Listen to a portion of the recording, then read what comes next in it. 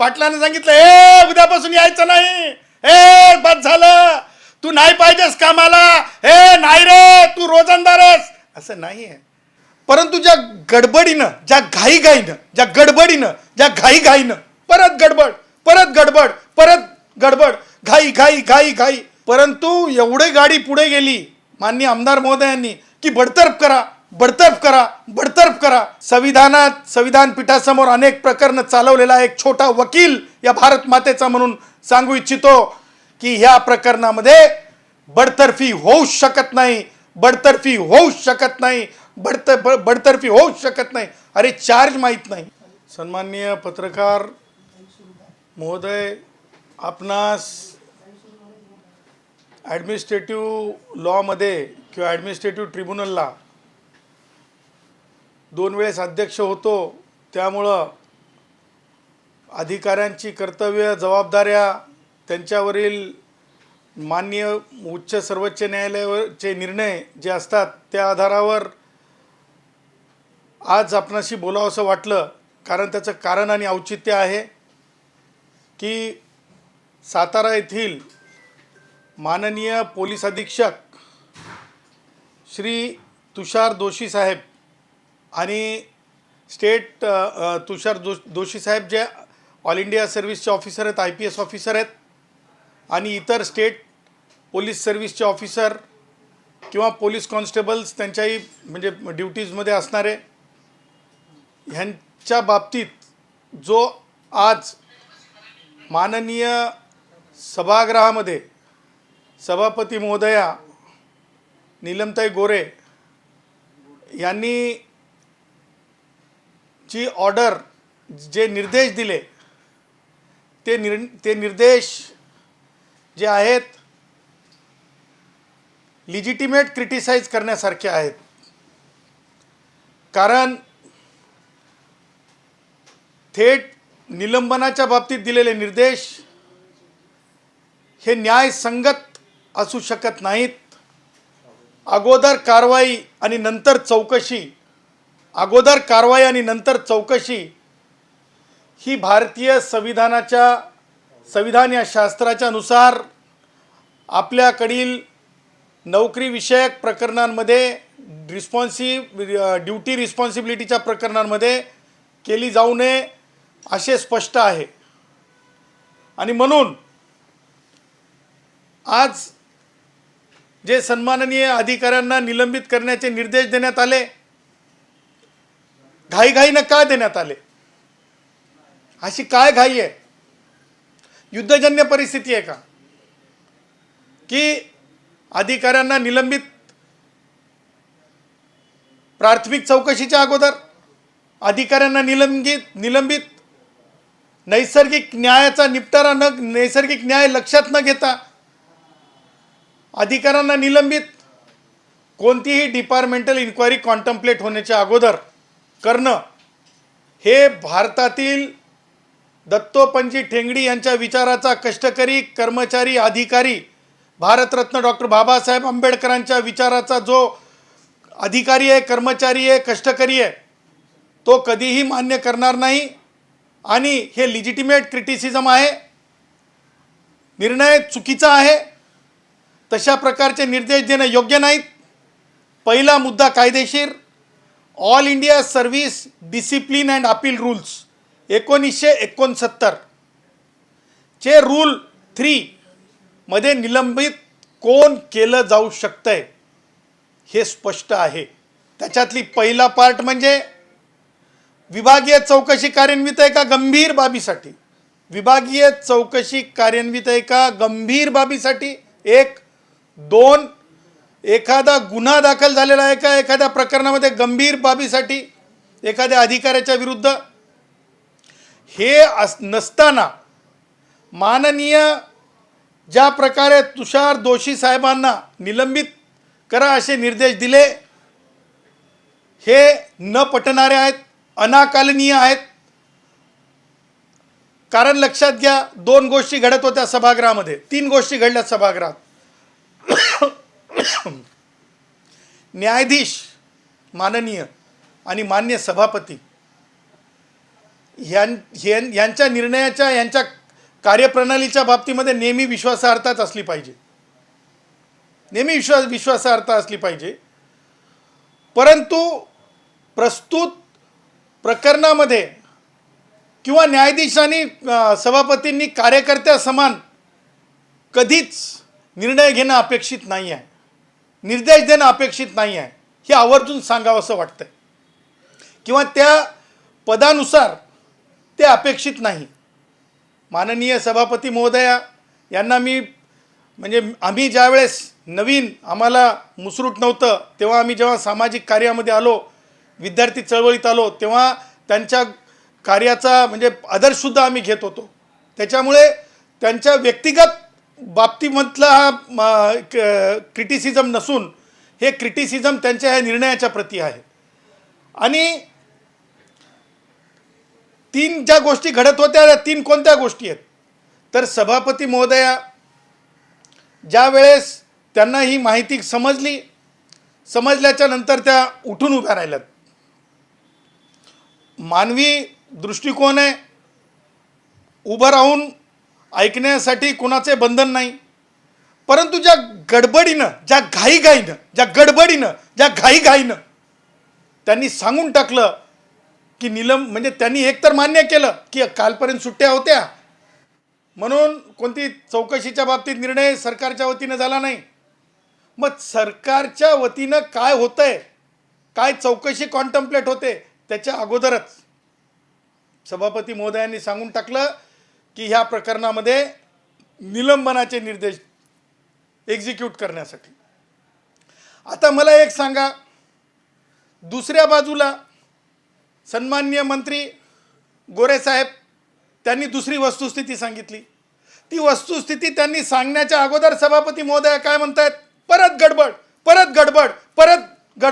घाई. कायद्याची प्रक्रिया राबवणाऱ्या व्यक्तींनी कधीच घाईघाईने निर्णय करणं, एक्सपिडाइटली करणं अपेक्षित आहे. परंतु कोणाचा तरी नैसर्गिक न्यायाचं पतन होईल असं होता कामा नये. सभापती महोदयांच्या समोर माननीय गोरे साहेब मंत्री महोदय म्हणत होते की कशा प्रकारे कोण मंत्री गेट उघडून जबरदस्तीमध्ये आले, ती चौकशी व्हायला नको का? ते चौकशीचं कारण असू शकत नाही का? पोलिसांना शिवीगाळ झाली तर ते माणसं नाहीत का? पोलीस शिपाई आमची माणसं नाही आहेत का? त्यांना ह्युमन राईट्स नाही आहे का? त्यांना फंडामेंटल राईट नाही का? पोलीस अधीक्षकांना फंडामेंटल राईट नाही का? पोलीस अधीक्षकांना भारतीय संविधानाचं आर्टिकल 311 लागू नाही का? की फक्त आणि फक्त एका बाजूलाच लागू आहे? ह्या सगळ्या गोष्टी जेव्हा गोरे साहेबांनी सांगितल्या तत्पूर्वीच सभापती महोदयांनी सांगितलं की नाही, मी निर्णय दिलाय आणि आता त्याच्यावर पुढं वेगळी चर्चा नको. हे कुठेतरी संविधानाला छेद देणार आहे. हे कुठेतरी संविधानाशी फारकत घेतल्यासारखं वाटतंय. हे कुठेतरी भारतरत्न डॉक्टर बाबासाहेब आंबेडकरांची 2 भाषणं फार महत्त्वाची आहेत. ती म्हणजे 14 ऑक्टोबर 1949, 4 नोव्हेंबर 1948. शेवटचं मान्य सर्वोच्च न्यायालयाचं जजमेंट सुप्रीम कोर्टाचं की कोण कोणाला निर्देश देऊ शकते, म्हणजे मान्य सर्वोच्च न्यायालय राष्ट्रपतींना निर्देश देऊ शकते का? त्या प्रकारचा तो निर्णय आहे की एखाद्या प्रकरणामध्ये, ते अधिकाऱ्यांच्या चौकशीच्या प्रकरणामध्ये किंवा एखाद्या रेझोल्युशनच्या प्रकरणामध्ये. आज प्रस्तुत प्रकरणात एक मोठी गलत ही होती आहे. सरकारने चौकशी कॉन्टम्प्लेट करण्याच्या अगोदर निलंबन, प्रिलिमिनरी इन्क्वायरीच्या अगोदर निलंबन आणि सभापती महोदयांनी स्वतःच सांगणं की हे निर्देशित करत आहे निलंबन. हे गव्हर्नर साहेबांचे जे अधिकार आहेत आर्टिकल 166 खाली, ते अधिकार फक्त एखादी इन्क्वायरीवर एखादा निलंबन किंवा एखादी कारवाई कॉन्टम्प्लेट करू शकतात. सभापती महोदय डायरेक्ट गव्हर्नर साहेबांना निर्देशित करू शकतात का? किंवा सभापती महोदय हे डायरेक्ट असा निर्णय घेऊ शकतात का? एवढा जरी कोणाकडून अभ्यास झाला असता किंवा अभ्यासपूर्ण निर्णय झाला असता तर फार बरं झालं असतं. तिसरी बाब जी मला महत्त्वाची सांगायची आहे ती अभ्यासपूर्ण झालेली आहे.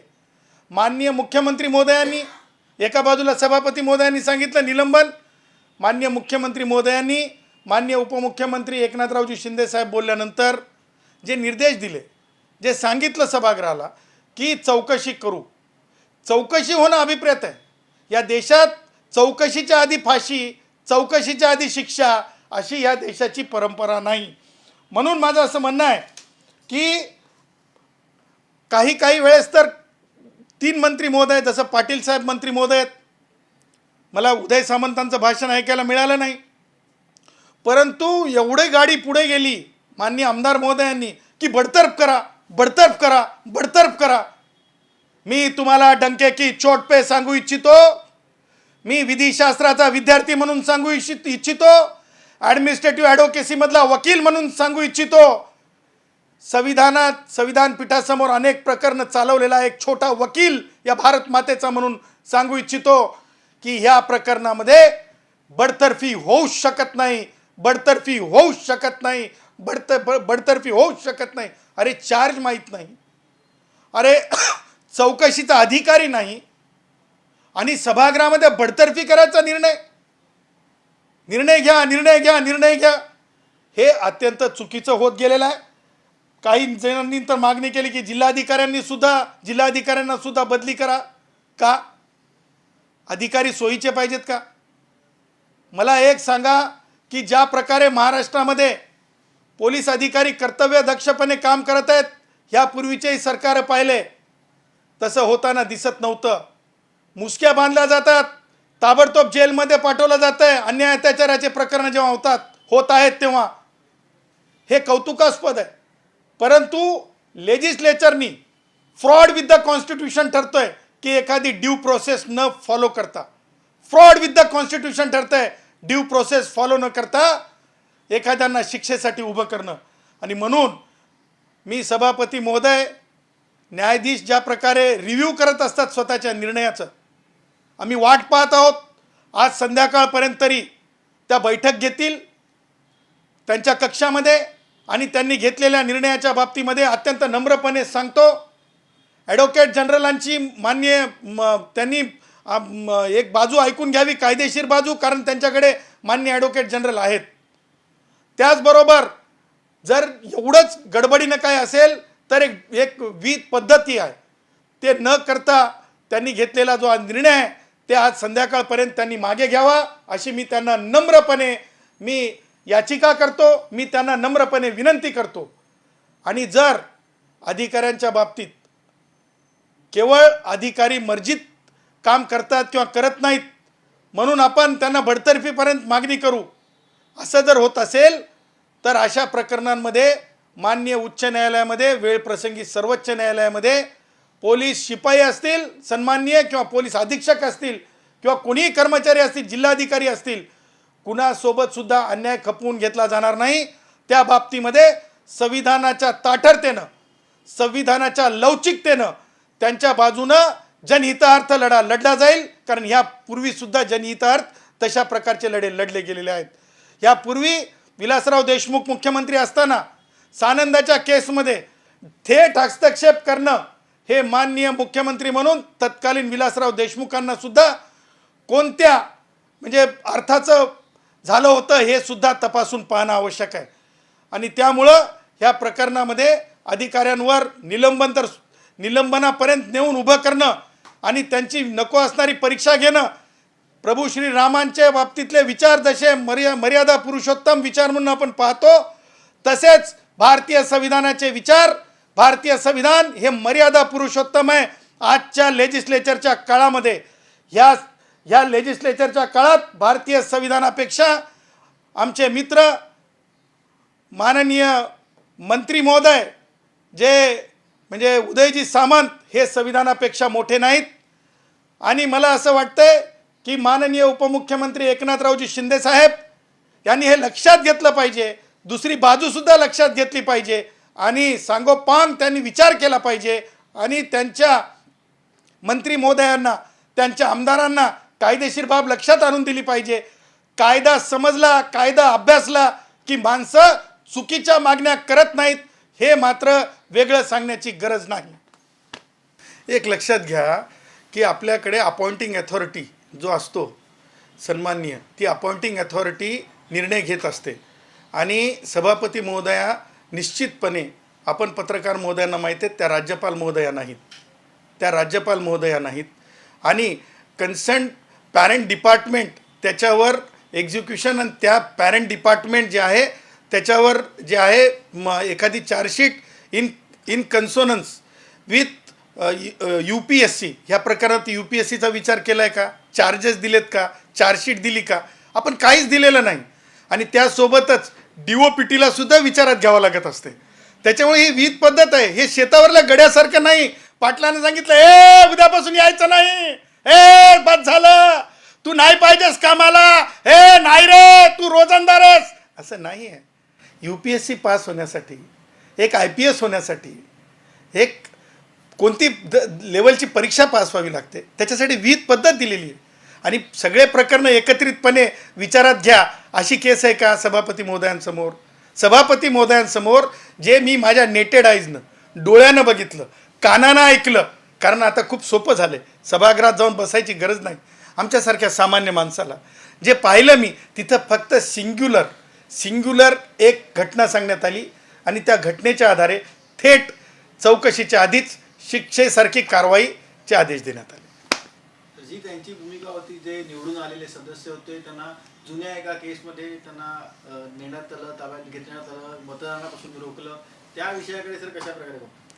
एक लक्षात घ्या, मी त्या विषयाकडं तो एखाद्या निवडणुकीचा डिस्प्यूट असू शकेल, it could be A election dispute, ती विहित पद्धत आहे. जर त्यांना ते समाधान झालं नसेल तर त्यांनी विभागीय आयुक्तांकडे जायला पाहिजेत होतं. त्यांना समाधान झालं नसेल तर त्यांनी आणखीन कुठं जायचं होतं. स्पर्धेमध्ये कोणीही मंत्र्यांनी कोणत्याही पोलीस अधिकाऱ्यांना, आमच्या पोलीस शिपाई साहेबांना सुद्धा शिवी द्यायची नाही बॉस, हे सत्य समोर येईल. कारण गोरे साहेबांनी स्पेसिफिकली सांगितलं की शिव्या का दिल्या पोलिसांना, गेट का जबरदस्ती उघडण्यात आलं, इथपासून सुरू होते ना. आता मला सांगा, हे प्रकरण एवढ्यावर थांबणार का? नैसर्गिक न्याय आहे. उद्या जर तुम्ही बडतर्फीच्या सारखे जर चार्जेस लावून चार्जशीट द्यायला लावली तर तिथं क्रॉस एक्झामिनेशन ही कुणाची होणार? कारण स्वतः सन्माननीय मंत्री आपले काय भोसले आपले शंभूराजे देसाई साहेब हे त्याच्यामध्ये ॲक्टिवली विटनेस दिसतात. उद्या त्यांना सुद्धा क्रॉस एक्झामिनेशन करण्याचा IPS अधिकाऱ्यांच्या वतीने त्यांच्या वकिलांना अधिकार आहे नाही का? म्हणजे शंभूराजे देसाई साहेब अत्यंत, मला त्यांच्या बाबतीमध्ये नितांत म्हणजे आदर आहे, अत्यंत आदर आहे. परंतु त्यांचं राजकारण त्यांच्याजवळ, त्यांच्या राजकारणाची पोटली त्यांच्याजवळ. परंतु IPS अधिकाऱ्यांना ह्या प्रकरणामध्ये शंभूराजे देसाई साहेबांना क्रॉस एक्झामिनेशन करण्याचा इन्क्वायरीमध्ये सुद्धा पूर्ण अधिकार आहे. तेव्हा हे प्रकरण असं चुटकी आणि झालं संपलं असं होऊ शकत नाही. ABP माझा, उघडा डोळे बघा नीट.